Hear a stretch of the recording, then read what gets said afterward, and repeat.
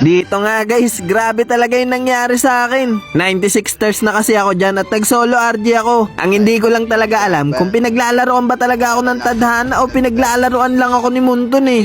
Ipapaliwanag ko sa inyo yung mga nangyari sa akin dito sa pinakamabilis na paraan. Naka-Cyclops kasi ako dyan. Tapos nakasabay ko tong magduo, yung Predrin tsaka yung Marksman. Early game pa lang kasi, tinutulungan ko na kagad tong Predrin namin mag-farm. Mapa-blue buff man o kaya mapa-red buff, nililish ko siya para mabilis siya makapag-rotate. At dahil nga dun sa mga ginagawa ko na yon, parang nagkakaroon na kami ng chemistry sa laro. Kaya pagdalaw nga namin dito sa bottom lane, napitas kagad namin yung jungler ng kalaban na Amon. Tapos naabutan nga rin namin dito yung Marksman ng kalaban na Ikshot, mapipitas din namin to. Kaya nakalamang talaga kami sa mga kalaban namin dito ng early game. At dahil nga dun, mabilis din kami nanalo sa game na to. Victory! So, naging 97 stars na nga pala ako dyan. Tapos nagulat ako, bigla akong in-invite ni Predrin. Maganda rin kasi talaga yung naging chemistry namin dito sa game eh. Kaya naging trio na nga kami dito. Tapos gano'n na naman nga uli yung ginawa namin. Tinutulungan ko uli siya mag-farm dito sa blue buff niya at saka sa red buff niya. Para mabilis nga siya makapag-rotate dito sa gold lane. Tapos pagdalaw nga niya, napitas na naman uli nila yung Marksman ng kalaban.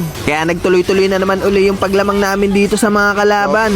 An enemy has been slain! Kaya 11 minutes pa nga lang natapos na kagad namin dito yung game. Victory! Ay, 98 na tayo.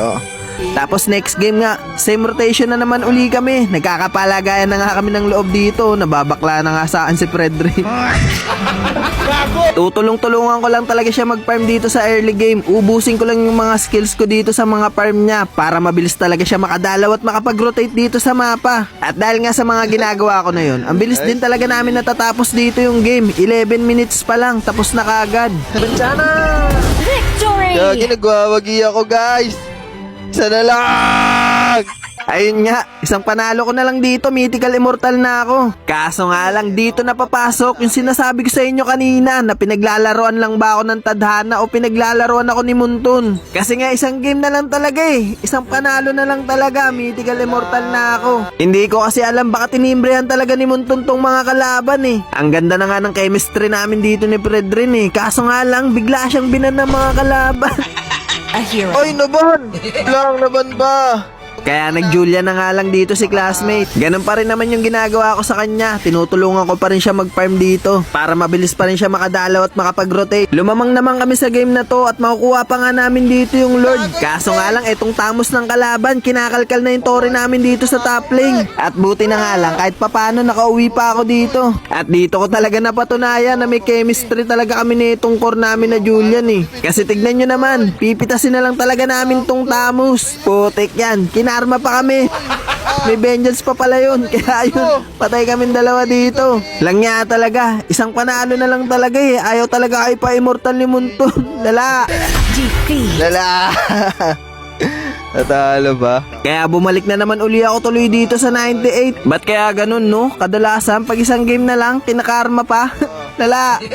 Pero syempre, naglaro nga uli kami dito para makabawi. At buti na nga lang, nakapag-Predrin na nga uli dito si classmate. Ganun pa nga rin yung ginagawa ko sa kanya sa early game. Tinutulungan ko pa rin siya mag-farm dito. Tapos napitas pa nga kagad namin dito yung Matilda ng kalaban. Pagtapos nga nung pumunta na rin kagad ako dito sa blue buff ni Predrin para ilis siya. Kaya sobrang bilis niya talaga nakakadalaw at nakaka-rotate dito sa mapa. At nagiging sure win din talaga kami pag nakukuha niya yung Predrin niya. Kagaya nga nito, naubos na naman namin yung kalaban. Kaya victory na naman kami dito. Isa na lang yan, ha? Victory!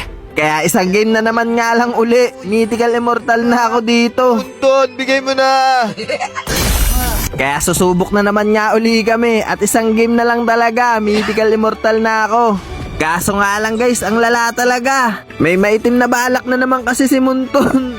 Lala. Nakakahalata na kasi talaga ako eh. Tuwing isang one game na lang talaga, mythical immortal na ako. Tapos bigla ba namang iba ba ng mga kalaban dito yung Predrin? Hindi ko nga alam kung tinitimbrehan ba ni Muntun yung mga kalaban namin dito na ipaban yung Predrin.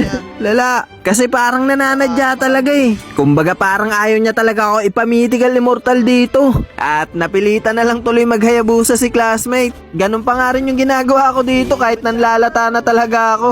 Tinutulungan ko pa nga rin mag-farm dito yung core namin.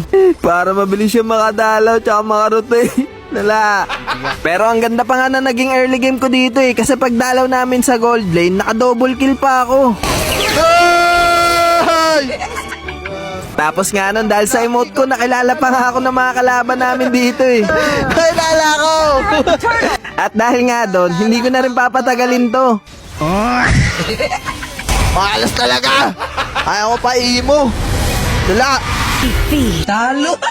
Yun! Ayun nga, tuwing isang one game na lang talaga, ayaw pa talaga ibigay ni Muntun.